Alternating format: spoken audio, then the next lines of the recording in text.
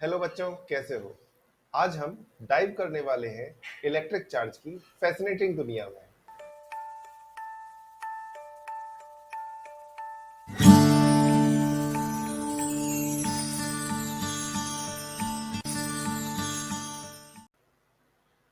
तो शुरू करते हैं इलेक्ट्रिक चार्ज।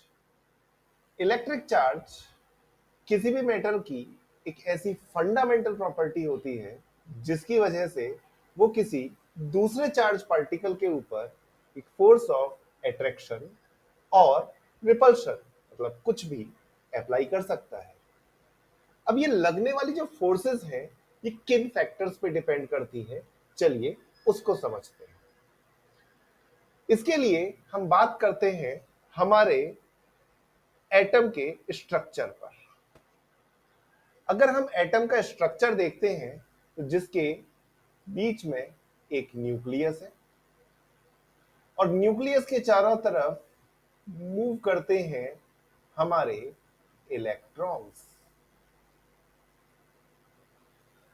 अगर हम इस न्यूक्लियस को ध्यान से देखें, समझें, तो रदरफोर्ड ने सबसे पहले बताया था कि न्यूक्लियस के अंदर आपके पास पॉजिटिव चार्ज एग्जिस्ट करता है, वहीं एक negative charge particle that is electron उसके चारों तरफ रिवॉल्व करता है।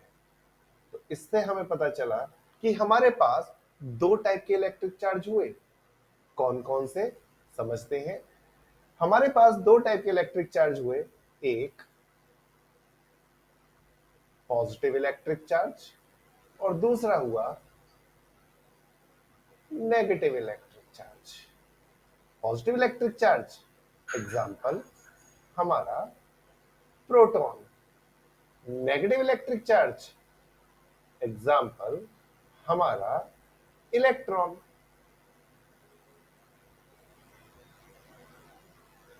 अगर हम प्रोटॉन की बात करते हैं तो एक प्रोटॉन पे हम चार्ज कंसीडर करते हैं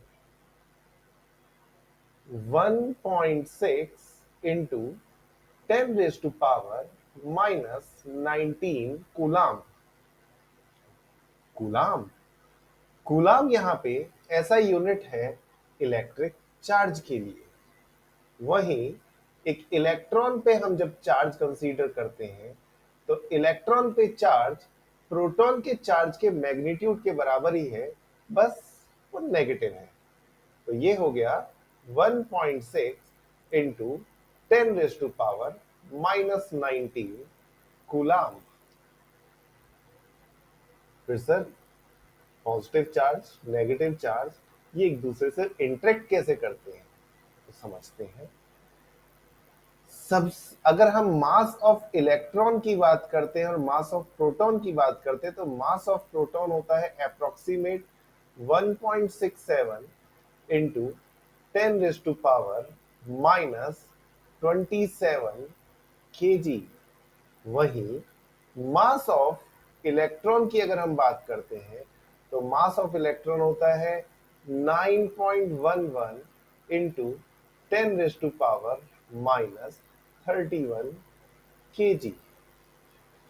यहां से हमें यह चीज समझ आ रही है कि एक प्रोटॉन एक इलेक्ट्रॉन के रेस्पेक्ट में अप्रोक्सीमेट 1000 टाइम्स हैवियर है और चार्ज दोनों पे इक्वल है। अनदर चीज, प्रोटॉन हमेशा न्यूक्लियस के अंदर बंद रहता है, it's not free to move anywhere. तो जब भी चार्ज पार्टिकल का मोशन या प्रोपोगेशन की बात हो तो समझ लीजिए वहां पे एक्चुअली इलेक्ट्रॉन मोशन कर रहे हैं। प्रोटॉन यानी कि पॉजिटिव चार्ज पार्टिकल प्रोटॉन कभी भी मूव नहीं करता। तो ये तो बात हुई चार्ज पार्टिकल्स की। अब बात करते हैं चार्ज बॉडीज की। तो मान लीजिए मेरे पास एक ये बॉडी है जो इलेक्ट्रिकली न्यूट्रल है। इलेक्ट्रिकली न्यूट्रल का मीनिंग इसके ऊपर टोटल चार्ज Q 0 है। Q क्या है? Q और capital Q we use represent electric charge.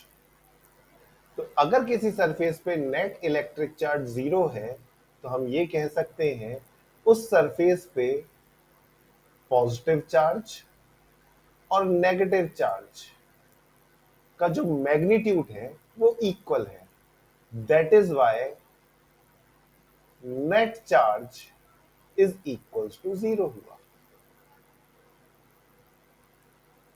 इसका मतलब कोई भी सरफेस पॉजिटिव या नेगेटिव तब होगी जब उस सरफेस पे से कुछ इलेक्ट्रॉन्स या तो मूव कर जाए या उस सरफेस पे आ जाए। तो अगर किसी सरफेस पे नेट चार्ज पॉजिटिव है इसका मतलब इस सरफेस से इलेक्ट्रॉन्स बाहर निकल गए हैं, या ये कहिए कि इस सरफेस पे इलेक्ट्रॉन की डेफिशिएंसी हो गई है। इस सरफेस पे इलेक्ट्रॉन एक्चुअली थोड़े से कम रह गए हैं। तो हम ये कह सकते हैं कि डेफिशिएंसी ऑफ इलेक्ट्रॉन। और अगर किसी सरफेस पे नेगेटिव चार्ज आ जाता है इसका मतलब उस सरफेस पे इलेक्ट्रॉन्स आ चुके हैं, या ये कहा जाए उस पे इलेक्ट्रॉन्स की काउंटिंग ज्यादा है comparative to positive charge particle proton के। ठीक है, अब आगे समझते हैं कि इलेक्ट्रॉन और प्रोटॉन किस तरीके से, या ये कहा जाए इलेक्ट्रिक चार्जेस किस तरीके से एक दूसरे पे फोर्स अप्लाई करते हैं। तो चार्जेस पे लगने वाली जो फोर्स होती है वो डिपेंड करती है कि हमारे पास दोनों चार्जेस कैसे हैं। तो सबसे पहले हम समझते हैं एक statement like charges repel each other and unlike charges attract each other। अब इसका एक मीनिंग और समझिएगा जो अक्सर गलतियां होती है। क्या बहुत सारे स्टूडेंट्स ये मानते हैं opposite polarity charges attract each other, same polarity charges repel each other, पर ये पूरी तरह से सच नहीं है। इसको भी समझेंगे। Means like charges repel each other and unlike charges attract each other। इसका मतलब है कि चार्जेस की ना सिर्फ पोलैरिटी सेम हो बल्कि उन चार्जेस के मैग्नीट्यूड यानी उनकी जो वैल्यू है वो भी काफी कुछ एक दूसरे के क्लोजर होनी चाहिए। अगर दोनों चार्जेस पोलैरिटी सेम है पर उनके मैग्नीट्यूड्स में बहुत ज्यादा डिफरेंस है तब भी दो चार्जेस एक दूसरे को अट्रैक्ट कर सकते हैं। इसको हम आगे समझेंगे। चार्ज की सेकंड प्रॉपर्टी की अगर हम बात करते हैं तो चार्ज की सेकंड प्रॉपर्टी कहलाती है आपके पास क्वांटाइजेशन ऑफ इलेक्ट्रिक चार्ज। क्या है क्वांटाइजेशन ऑफ इलेक्ट्रिक चार्ज? देखो बच्चों, क्वांट का मतलब हो जाता है बहुत छोटा, मीन्स इतना छोटा कि इससे और ज्यादा वैल्यू स्मॉलर नहीं हो पाएगी, अविभाज्य जो टूट नहीं सकता, क्वांट बहुत छोटा। अब एक इलेक्ट्रिक चार्ज को अगर हम इमेजिन कर रहे हैं जो छोटा है और उसे टूटा ही तोड़ा ही नहीं जा सकता, तो हम यहाँ पे मान के चलते हैं कि वो एक इलेक्ट्रॉन है। तो चार्ज एट एन इलेक्ट्रॉन क्या होता है, हमने बात की है, दैट इज 1.6 इंटू 10⁻⁻⁻19 कूलम। अब ये मान लीजिए अगर हम कह रहे हैं कि इलेक्ट्रॉन को फर्दर ब्रेक किया ही नहीं जा सकता, तो इसका मतलब कभी भी हाफ इलेक्ट्रॉन, 1/4 इलेक्ट्रॉन, यानी ये इलेक्ट्रॉन का फ्रैक्शन एग्जिस्ट ही नहीं कर सकता। मींस इलेक्ट्रॉन किसी सरफेस पे आएगा तो कंप्लीट आएगा और जाएगा तो कंप्लीट जाएगा। तो जब भी इलेक्ट्रॉन किसी एक सरफेस से दूसरी सरफेस पे शिफ्ट करेगा तो वो एक कंप्लीट इंटीजर नंबर की फॉर्म में शिफ्ट करेगा। मींस किसी सरफेस पे जब भी इलेक्ट्रिक चार्ज Q होगा वो हमेशा चार्ज एट इलेक्ट्रॉन का एक इंटीजर मल्टीपल होगा। ये इंटीजर मल्टीपल n आपके पास हम यहां रिप्रेजेंट कर रहे हैं Z पॉजिटिव। यानी जब भी सरफेस पे कोई इलेक्ट्रॉन शिफ्ट होगा तो वो हमेशा कंप्लीट इलेक्ट्रॉन होगा। यानी इलेक्ट्रॉन कभी 1 होगा, 2 होगा, 4 होंगे, 6 होंगे एंड सो ऑन, कुछ भी हो सकता है। But it can not be 1.5, 1.2 and so on. It cannot be in fraction form. It must be in positive integer number. So we can simply say that number of the says that number of electron at a surface always a positive integer number. तो इसी basis पे हम एक छोटा सा question करते हैं कि find number of electron at a surface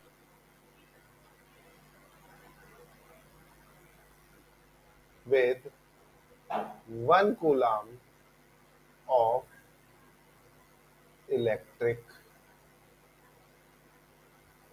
charge। तो जैसा हमसे साफ कहा गया, गिवन, देखिए क्वेश्चन जब हम करते हैं तो बोर्ड एग्जाम में ध्यान रखना चाहिए, हमें पूरी डिटेल में मेंशन करना है। Given charge Q is equals to NE, जैसा हमने बात किया है, Q is equals to 1 coulomb, charge at electron equals to 1.6 10⁻⁻⁻19 coulomb. अगर हम यहाँ पे इस फॉर्मूले के अंदर यूज करते हैं तो 1 coulomb is equals to n into 1.6 10⁻⁻19 coulomb. यहां से हमारे पास आ जाता है n is equals to 1/1.6 10⁻⁻19। n की वैल्यू क्या हो जाएगी? n की वैल्यू सिंपली आप लिख सकते हैं 10⁻⁹ डिवाइड बाई 1.6। n की वैल्यू हो गई 10 divide by 16 into 10⁻⁹ implies that अगर हम सॉल्व करते हैं तो n is equals to 6.25 into 10⁻18। अब आप में से कुछ बच्चे कहेंगे सर ये तो 6.25 है, आपने कहा था n एक पॉजिटिव इंटीजर नंबर है। तो हाँ बच्चों, ये n is equals to 625 into 10⁻16 ही तो है, जो कि एक पॉजिटिव इंटीजर नंबर है। तो हम यहां से जान सकते हैं कि टोटल सरफेस पे कितने। इसी तरीके से एक क्वेश्चन और करते हैं कि find the number of electrons in one cup. One cup मतलब 180 ml हम मान के चल रहे हैं ऑफ वाटर।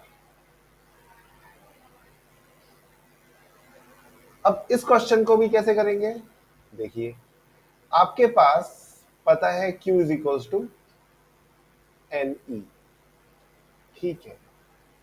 तो सबसे पहले हमें समझना पड़ेगा कि हमारे एक, अब जरा हाइड्रोजन वाटर को समझ लेते हैं, दैट इज H2O।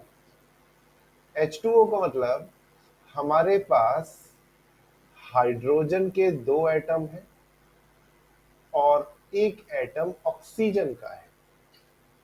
हाइड्रोजन के एटम को समझा जाए तो हाइड्रोजन के एटम में हमारे पास एक इलेक्ट्रॉन होता है और ऐसे हमारे पास 2 एटम है।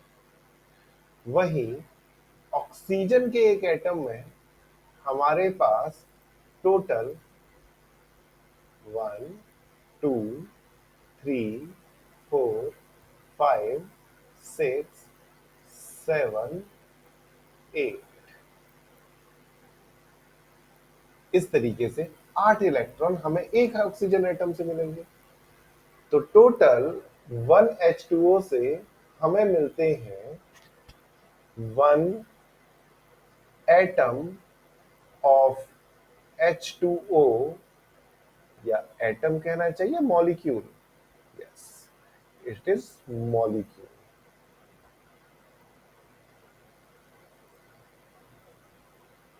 हाइड्रोजन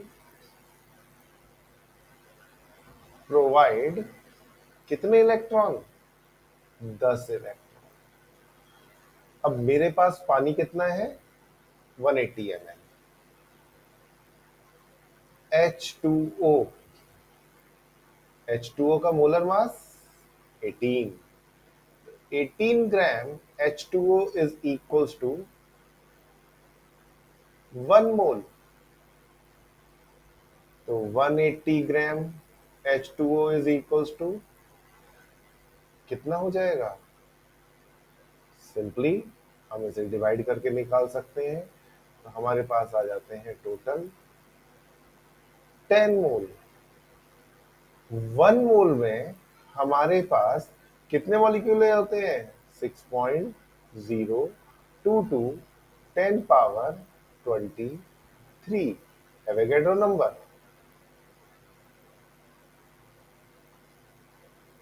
मॉलिक्यूल्स, तो 10 मॉलिक्यूल्स में कितने हो जाएंगे, 6.022 10 पावर 24 मॉलिक्यूल्स।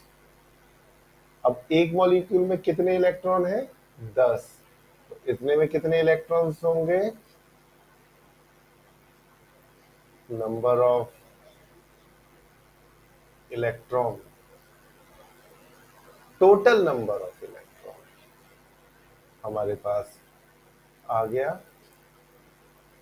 कितना, 6.022 into 10 power 24 into 10। So this is 6.022 into 10 power 25। अच्छा अब जरा बताओ प्रोटॉन कितने होंगे, बिल्कुल सही, पानी हमारा कैसा है, इलेक्ट्रिकली न्यूट्रल। तो जितने इलेक्ट्रॉन होंगे उतने ही प्रोटॉन होंगे। तो ये हमारा आंसर निकलता है।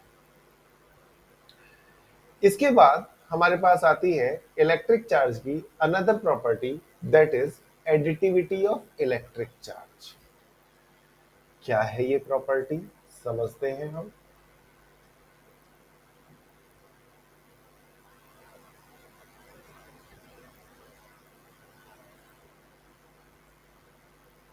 इलेक्ट्रिक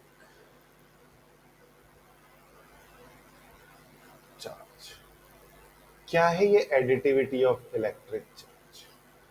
देखिए चार्जेस, हमने बात की चार्जेस दो तरीके के होते हैं, एक पॉजिटिव और दूसरा नेगेटिव। अब एडिटिविटी का मतलब सिंपली है कि चार्जेस को ऐड किया जा सकता है किसी भी सरफेस पे, बशर्ते हम उनको उन ये कोई वेक्टर क्वांटिटी नहीं है कि हम इसमें डायरेक्शंस को समझेंगे। आपने क्लास 11th में वेक्टर्स पढ़े होंगे, अगर आप क्लास 12th में हैं, अगर आप क्लास 10th में भी हैं, तब भी आप जानते हैं कि इलेक्ट्रिक चार्ज एक स्केलर क्वांटिटी है। प्लस माइनस साइन इनकी प्रॉपर्टी है, ये इनकी डायरेक्शंस नहीं। तो एडिटिविटी ऑफ इलेक्ट्रिक चार्ज में हम सिंपली कहेंगे कि चार्जेस को उनके रेस्पेक्टिव साइन के साथ एल्जेब्रिकली ही ऐड किया जा सकता है। मतलब अगर किसी सरफेस पे कहीं चार्ज प्लस Q1, कोई charge minus Q2 plus Q3 है, तो इसका मतलब इस सरफेस पे जो नेट चार्ज होगा वो Q1 minus Q2 plus Q3 के बराबर होगा। ये इस सरफेस पे टोटल चार्ज होगा। एक एग्जांपल से समझते हैं कि मान लीजिए आपके पास एक सरफेस पे charge Q1 2 microcoulomb, charge Q2 minus 3 microcoulomb और चार्ज Q3 माइनस 1 माइक्रोकूलम है, तो हम कहेंगे कि इस सरफेस पे net charge 2 microcoulomb minus 3 microcoulomb minus 1 microcoulomb, तो टोटल कितना हो गया हमारे पास बच्चों? ये हो गया 2 microcoulomb minus 4 microcoulomb is equals to minus 4 microcoulomb. Microcoulomb लिखिए या फिर 4 इंटू 10 पावर माइनस 6 कूलम लिखिए। 1 micro implies that it's a prefix। जब भी माइक्रो पहले लग जाए तो आप समझ लीजिएगा आपको मल्टीप्लाई करना है 10 पावर माइनस 6 से। लास्ट प्रॉपर्टी और आती है, दैट इज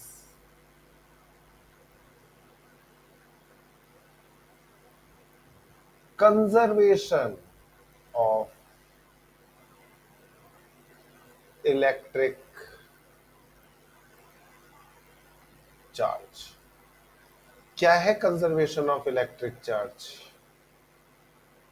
तो हम समझते हैं कंजर्वेशन ऑफ इलेक्ट्रिक चार्ज का मतलब हुआ, कंजर्व का मतलब क्या समझा है आपने कि कंजर्वेशन मतलब जिसको हम स्टोर कर सकते हैं, जो खत्म नहीं हो रहा है, जिसको हम बचा के रखते हैं, संभाल के रखते हैं।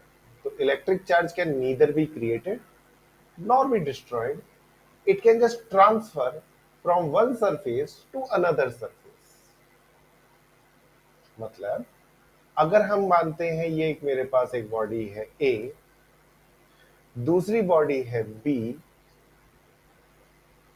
अगर मैं ये कहता हूं कि मेरे पास बॉडी ए पे चार्ज Q है और बॉडी बी पे चार्ज स्मॉल q जो कि 0 है, यानी कि बी पे कोई चार्ज नहीं है, अगर मैं इन्हें वायर से कनेक्ट कर दूं तो आपको ये पता है कि हमेशा चार्ज फ्लो करेगा और चार्ज Q से दूसरे चार्ज सरफेस पे चार्ज पहुंचना शुरू हो जाएगा।